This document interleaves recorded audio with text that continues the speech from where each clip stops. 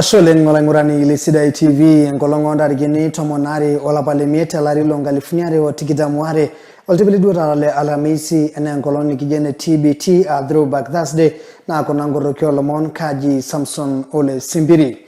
Ore tulisoje sai kutekana ni balunyorkyo male UDA anani nyenchola sabuge siasa naje Kenya kwanza barata eneboye kunengitoriate negwenoto erikore kitokolo shole Kenya tengelare na raito la palesiet amero limutu ajo kera ngirishat na boya ore girgyo manipo kono ibungare na shola naje Kenya kwanza ni pangurasi njenjoto azimio la umoja aglore katokole jorogeti mongo anele jare katokul barakinot na arbeka kila la rikopo kono shomapa ibungare olotolo rais William Ruto tena shola naje Kenya kwanza ore tena kirorotona arbeka yankolonge Jumapili tengitingote wiki na tulusoye nedol na jore torki geroro arbeka golningo nerejo gyore olariko ni lorkyo male ANC Musalia Mudavadi na ninyeboye shop ya mogeboye tayarishata na general minister gitoga prime cabinet secretary ana prime minister tiapa petumogini aisho na rishata anorkyo male ANC ore sininyo olariko ni lorkyo male Ford Kenya Moses Masika Wetangula neboye sho orkyo ma lenye lorika le bunge kitoko National Assembly Speaker petumogiata neweji ebonenja shode kagore sininja kulega ikiomani la yorkioma yolochana PAA na pamoja African Alliance origitor governor county Kilifi ama Somjefa Kingi neboye sho Robert Engisiagare meta speaker le bunge Senate Korina na kiselegat bokna show yogi mitu katukul shibagine njoto altungana lengo pe Kenya jito yuri na nagetile jakino amo mebala na ko na ba poken metela ko tana kaimu olotolo rais William Samoei Ruto tengelare na tido koya kagore ngai baya na bala netule mukto ajo egeti nchedi anna de ka olotolo rais William Samoei Ruto le lari ko poken oshola kino nye tiatu ya nchola na jene Kenya kwanza ameitokini ata njeri nare jogi egara esiana ekura ane sajaza naje ekura olorikano yeuni tiato la lariko kwetu mogina itabai yeunote nye. Of the media, fellow Kenyans, we now know the Kenya Kwanza plan for taking over power and governing in the unlikely event that they take power. The UDA will produce the president and the deputy president. That is to say that in the coalition, UDA will produce William Ruto as the president and also produce as the deputy president. ANC, which is to say Musalia Mudavadi, has been promised to occupy a non-existent place called Prime Minister. Ford Kenya, that is to say Moses Wetangula, will be Speaker of the National Assembly. PA will produce Speaker of the Senate. From this lineup, two things came out clearly. William Ruto is about positions. I want to repeat this. One is that Kenya under the patronage of William Ruto is about positions. It's not about the common people. It's not about Mama Mboga. It's not positions. Speaker, which Ruto has shared. Musalia to be Prime Minister, Kingi to be Senate Speaker, and Mutua to be Cabinet Minister. These are called positions. These things they have shared are called positions. Vyeo, vile alikuwa nasemanga. The very thing Ruto has condemned for more than 4 years.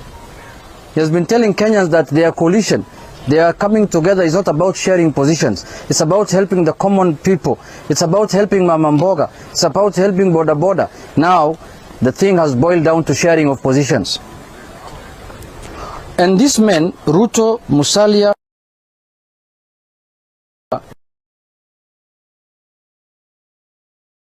for years. We have come to discover today that the Mama Mboga and the Boda Boda Ruto has been talking about are Moses Wetangula, Musalia Mudavadi, and Mutua and Kingi. That they will be no. You can remember that he said there will be no sharing of positions in his lineup. Ruto's party was to operate without positions, which everyone just walking around, offering services to Kenyans. And the service was to be offered by Mama Mbogas, not Musalia Mudavadi, Kingi, Mutua and Ruto himself. We have also noted the quotas that Musalia, Wetangula, Kingi, Mutua are supposed to meet in order to land the positions. We have no option and assignments given to them. In a nutshell, we come to two conclusions. One is that Kenya Kwanza is a con of the decade. When the history of political conmanship will go down as the architect of the Musalia been conned by Ruto. I want to repeat this. Musalia, Wetangula, Kingi and Mutua have been conned by Ruto. These four men have been conned. They have been conned. They have been allocated. They have taken places we were told belong to Mamambogas. Now Mamamboga has no space. Boda Boda has no space. Their positions have been taken by Musalia, Wetangula, Kingi. Our friends, Musalia, Wetangula, Kingi, and wash. You won't survive. Our thoughts and prayers are with you. To tell Musalia and Wetangula to deliver 70% of Western to Ruto is to con them, because you know they cannot deliver that. Imagine if Musalia and Wetangula get 69.9%, they will not get those positions. 69.9%. They have to hit 70%. Is that not a con game? These two men have been assigned quotas they won't meet. In any case, there is a very strong feeling among Kenyans that the presidency must this time round go to Western Kenya. We cannot have a presidency that is rotating between one community to another community. If Musalia was serious, he should have gone for the presidency or the deputy presidency, bare minimum. Now he's going for a con game that you must produce 70% of Western votes so that you can get a position. That is modern slavery. That is demeaning a leader of the status of Musalia Mudavadi. It is very demeaning. Even President Kenyatta said the presidency cannot be a game of two communities. To expect Musalia and Wetangula to deliver 70% of Western Kenya to Ruto is to tell them to prepare their own political graves. Ruto has buried them completely. To force Alfred Mutua, of all people, to deliver 35% of the Kamba votes to William Ruto is to ask him to be conned and taken to the cleaners, because he cannot afford more than 10%. Ruto is to ask them to prepare. I mean, where does anyone expect on this earth? Where does anyone expect on this earth Governor Kingi to get and deliver 50% of the cost people if he cannot deliver even Kilifi to Ruto? Honestly. Now, they said, and we repeat, you can fool some people sometime, but you cannot fool all the people all the time, Mr. Ruto. You can only fool some people for some time, but you cannot fool all the people all the time, Bana Ruto. Let us allow Ruto to fool Musalia, Wetangula, Kingi and Mutua among others, but let us tell Ruto he can't fool all of us. In any case, Kenyans agree with President Kenyatta that the presidency cannot and shall not be a preserve of two communities. We agree that with President Uhuru. The presidency cannot be the preserve of two communities. In Azimio, we have been clear from the start that Kenya needs a political and governance structure that accommodates all our communities, regions, and all their diversities. That is why we brought BBI. Now Ruto has opposed BBI vehemently for the last 5 years. Now today is creating the same position that BBI was advocating for Prime Minister and Deputy Prime Minister. He's not ashamed of himself. He spoke at Bomas 1, at Bomas 2, like somebody who came from the moon, and told Kenyans that we don't need positions. Today he's dishing out the same positions to Musalia and other people. That tells you what kind of character we are dealing with. A hypocrite per standard.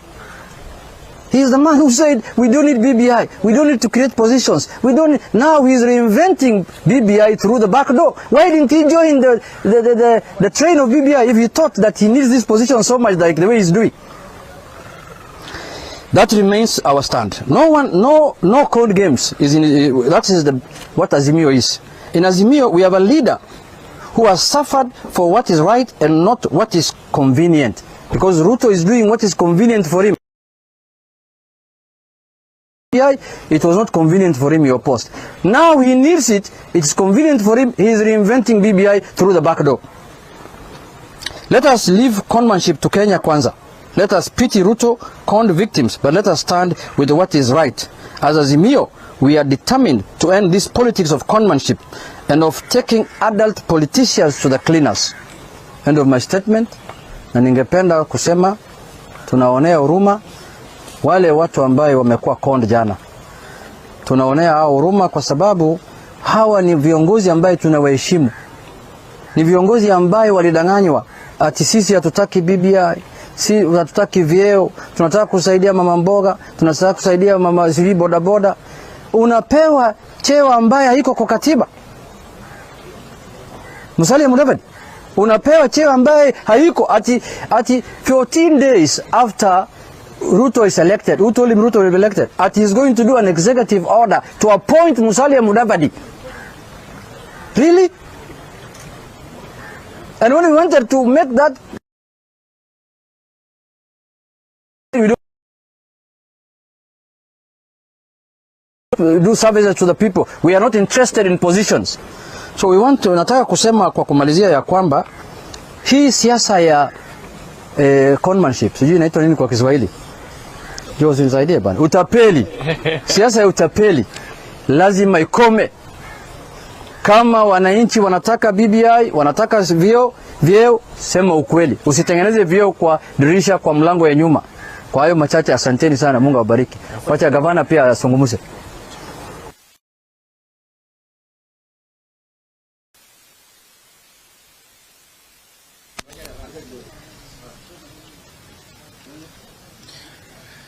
Tumepigwa na mshangazo ama butwa chakari kwa sababu tulikuwa tumeona watu ambao wamejenga agenda ama narrative tofauti na matendo. Lakini langu mimi ni kwamba ukitathmini yote yaliyosemwa kwa muda ambao umepita, ni wazi ya kwamba ukweli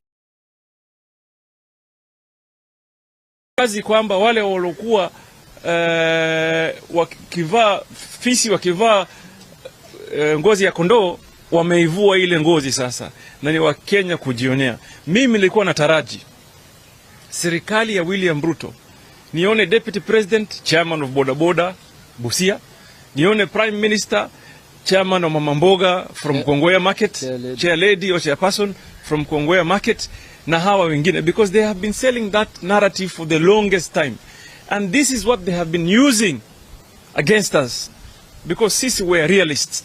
We say things as they are because we mean well for this country, and we want to say things that when the time comes we will stand the test of the time.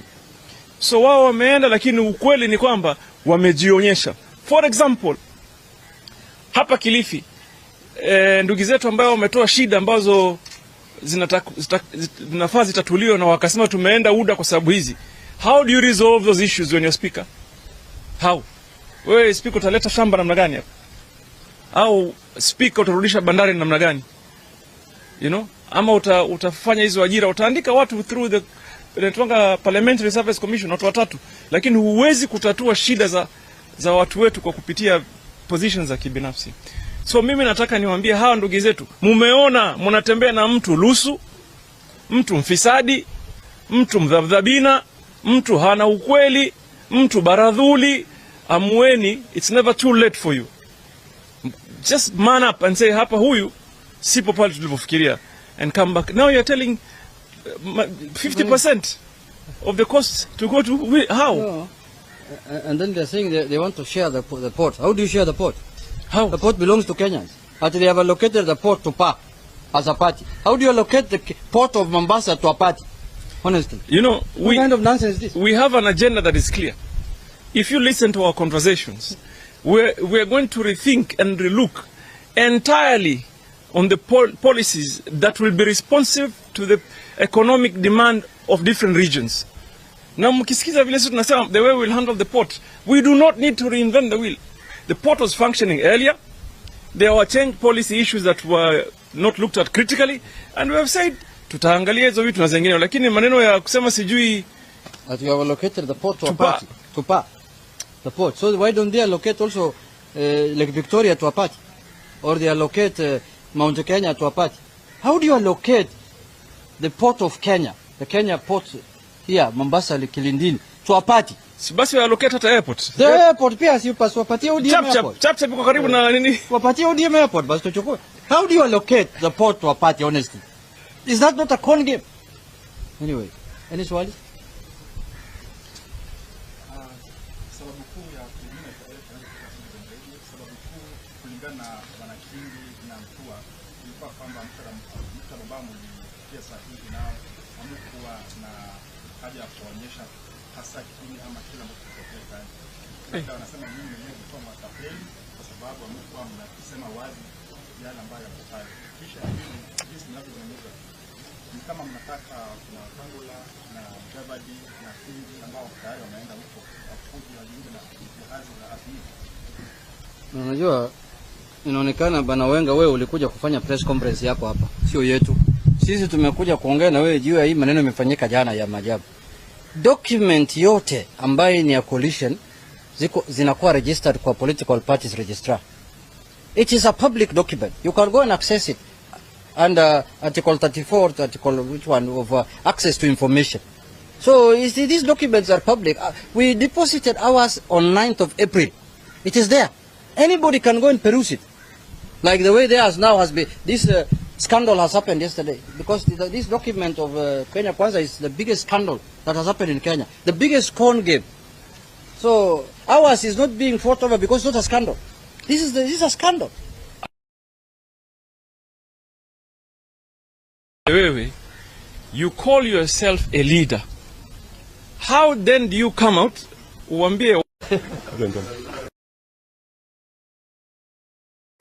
Ore tenjurore na rasol rule WHO itashiki biotisho te sausa unalulungana biotisho tongani tenebo ministries na pasha olotional chlorok ele jogore moyarituno shinaya wengare na ncheji waterborne diseases na njoshi ngumoko lengna itanyamal el tongana aktiatwa sausa nalulunga ore nana moyaritin na ya enkare torono tenebo kolorere na tenebe moyanelo ro ngweshwak na jena cholera tenebo diarrhea tenebo typhoid enkayo lengana amoebiasis hepatitis tenebo gastroenteritis tenebo emoyan yoloto lengana giardiasis kangai moyan yoloto lengana campylobacteriosis scabies wenkai na jena norkuda kud oimo esia yankare na kallegeta nyamalo sesen loltungani tenebo rejinga ato sesen langura ni le Sidai TV ne kitabaiki ngorokyo lo monte kuna sai kaji Samson Simpiri aka Newsman.